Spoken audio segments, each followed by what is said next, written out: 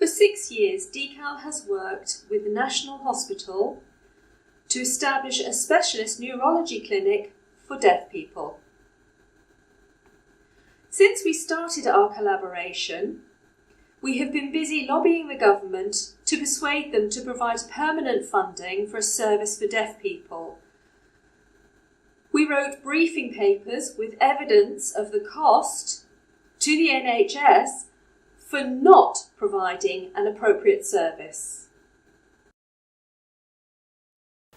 What's been most shocking to me in working in this service is discovering people, deaf BSL users, that may be in their 40s or 50s, and this is the first time that they've been diagnosed with a learning disability, for example, or had a neurological impairment that was never diagnosed at the time and has resulted in a lot of disability 10 years down the line, and that's been the most shocking.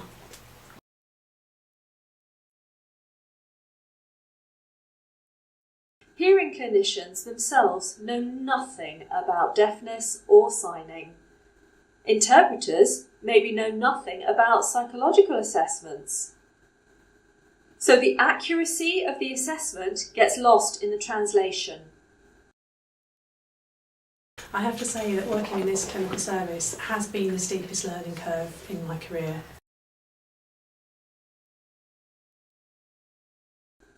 I wanted to learn to sign because I think it's really important to communicate directly with deaf people.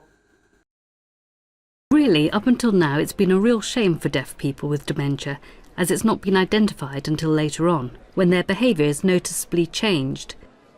For example, continually getting lost, repeatedly asking the same questions, or becoming extremely confused, which are symptoms of the later stages of dementia. The earlier indicator of dementia is becoming more forgetful, which a person may be able to recognise. Getting a diagnosis at this stage is crucial, as it may be managed with medication. This won't stop dementia, but it may slow its progression. To improve diagnosis, DCAL developed new tests. We collected data about normal deaf cognition and ageing at a holiday camp in Lowestoft.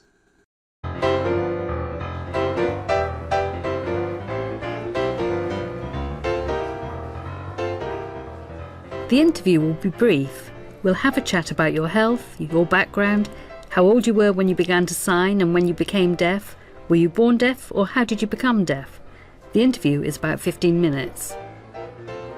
A range of healthy deaf volunteers were asked to take a mental ability test in order to establish a set of normal behaviour against which patients with dementia could be tested. Once we'd collated all the data, we then analysed the health information. We had to establish a baseline to help us set up a range so that we knew what would be within the realms of normal. When used in a clinical setting where someone presents themselves with concerns over their memory, it helps us know whether they fall below that baseline. If they do, this may lead to concerns that require more in-depth assessment to establish if they have dementia or not. If you take an MRI scan of the brain, you can often see changes that suggest that Alzheimer's might be a problem. So in an Alzheimer's brain, you might see generalized shrinkage. So the lobes of the brain gradually shrink and gaps appear between them. These changes are not diagnostic of Alzheimer's, and you can actually have Alzheimer's without having them, but they are very suggestive of that being the problem. Here, at this hospital for neurology, they have started running a new monthly cognitive disorder clinic. So if a deaf person has concerns about their memory, they can be referred to the clinic and meet me or my colleague for an initial assessment. They then have a meeting with the neurologist for an in-depth medical assessment, which includes an MRI scan and a blood test. The neurologist will also question them about their historical problems, including when it all started. The neurologist will then make a decision as to whether it may be dementia or in fact a different neurological disorder. I'm here in London, and behind me is the National Hospital for Neurology and Neurosurgery. Shortly, I'll be going through those doors to literally experience the culmination of 3 years of research, and I'm going to be tested. So what does the test involve? The test is designed as a screening test with elements linked to memory, visual spatial skills, language and attention. Hello, how are you? Hello, I'm fine, thank you. You ready to start? Yep, ready. A lady will appear on the screen and will ask you a series of questions. Can you watch the questions, then sign your answers to me? Are you ready?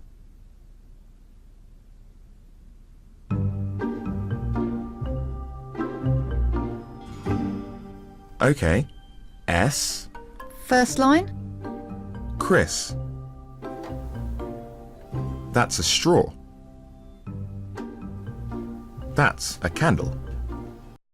Our tests are now available online, which means that other clinicians can use them in the future. We are also keen for the international community to translate our tests into their own sign languages to improve the situation for deaf people with dementia around the world. It's essential that, in order to reduce health inequalities for deaf BSL users concerned about their memory, that we make available the expertise currently at the National Hospital to a wider audience, to local population, but also nationally.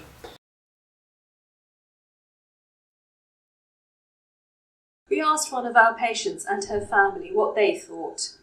Dorothy is deaf and her daughters Avril and Jane are hearing. Dorothy's late husband John was diagnosed with Alzheimer's. Now Dorothy is concerned about her memory too. They travelled down to London from Leicester for an assessment. The family talked to us about their experiences. When things started with Dad, we had concerns about dementia. I really noticed his problems and we tried to talk to the GP about it. And they took over 1 year. We gave information about decal because I found it out from my sister. Well, she'd sent me an email. So I said, forget English. We need BSL for Dad. I kept saying we needed it. And I kept on for over the year. In the end, I wrote the referral letter, gave it to the doctor, and the doctor sent it. Finally. From seeing the doctor to coming here would be 18 months, but I'd noticed for maybe a year that something was wrong. So I would guess that in all, it was about 2.5 years. It was terrible. I mean, hearing people get seen straight away within 6 months. With Mum, the GP said we had to do a local referral first. And then eventually they decided it was okay to refer her to London. We don't need that sort of delay. I mean, it costs as well. Yeah, it's a waste of money, really. The family compared the specialist service with their local service. I feel very impressed. It was all new to me. It was very helpful having everything explained to me. The clinic helped my husband John. His conversation really improved. Before, he couldn't have a proper conversation. Because of here, he improved. The tablets helped. We could understand because they can communicate here. I remember, I was impressed. The clinic helped me to understand people with dementia. They helped me to understand what it means, having dementia. They explained to me so I could feel more confident. Yeah, because your local service just gave you a bit of paper. Yeah, leaflets, didn't they? Leaflets, paper. What's all that about? I haven't got a clue. They're really suitable for hearing people. This experience here with decal has been fantastic. The experience of coming here with Dad and with Mum has been so smooth. They're deaf aware and knowledgeable. There are no barriers. It feels really easy to communicate directly without me having to get involved. It's been really easy, fantastic compared to our local service, because although they're very kind-hearted, they don't have the expertise. She knows. The first time when we were sharing their care, I went with Dad to their mental health service in Loughborough. I went with Dad, and they forgot to book an interpreter to begin with, so I had to interpret for them. The first time he went in there, they gave him a test where he had to write stuff in English. Well, I gave it back to them. I said, sorry, he doesn't write English. If I wrote it out the way he speaks, you'd think it was rubbish. That's not a good way to assess his mental health capabilities. I said, no, you need to phone Decal and find out how to do a proper assessment with deaf people. If deaf people fail to be adequately diagnosed by their local service, the situation can rapidly deteriorate, leading to increased risk of falls or prolonged inpatient stays in hospital or residential care, with spiralling costs to social care and health service. By not providing a specialist deaf service that can quickly identify deaf people's needs, really the government is making a false economy. I know an old couple, a deaf couple. One of them has mental health problems. They had no support. Their dementia was getting worse and worse. They had a fall and went to hospital, then an old people's home, but it was no help at all. They weren't deaf aware there. So I've been nursing in the NHS for over 35 years, and I'm sorry to say I had very little deaf awareness until we started running this clinical service. The difference, there's some very practical considerations like making the appointments longer, but in general it's been a steep learning curve for myself and the clinicians on the team to become deaf aware, to realise there are cultural differences in education and experience, lack of accessible healthcare information,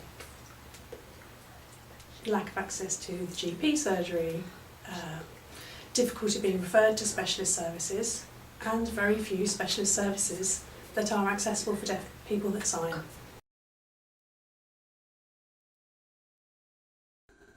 I think now with all the new technology around, the new technology, you can use a video link to talk directly to the clinician through a webcam.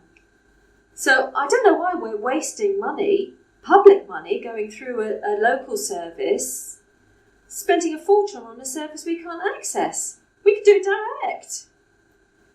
Patients' feedback shows us that the use of webcam is a very popular idea, and so we are committed to developing a new telemedicine service. The government has said that they potentially support the idea of promoting a remote service for deaf people around the UK. So we decided to ask an organisation called Sign Health to join our collaboration.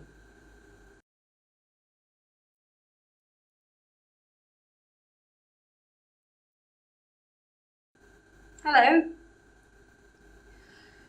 We would like to explain what we do. Sign Health has many services, one of which is called Interpreter Now. And we've worked with many NHS hospitals and commissioners. Our area of expertise is in remote services using technology, and this is why we're excited to work with Decal in partnership with them and the National Hospital. In this way, we can make an impact nationally on the lives of deaf people with dementia and their families as well. Our collaboration will develop different ways of delivering a remote service. Perhaps a person can have a telemedicine consultation in their own home, directly with the clinic, or possibly they can go to their GP surgery for a consultation through a web link. Or it may be possible to establish regional hubs, for instance in the North East, Scotland, Wales and the South, that can connect directly to a central hub here in London. These different approaches need to be further explored and evaluated. Our aim is to establish a permanent service for deaf people. That is our hope.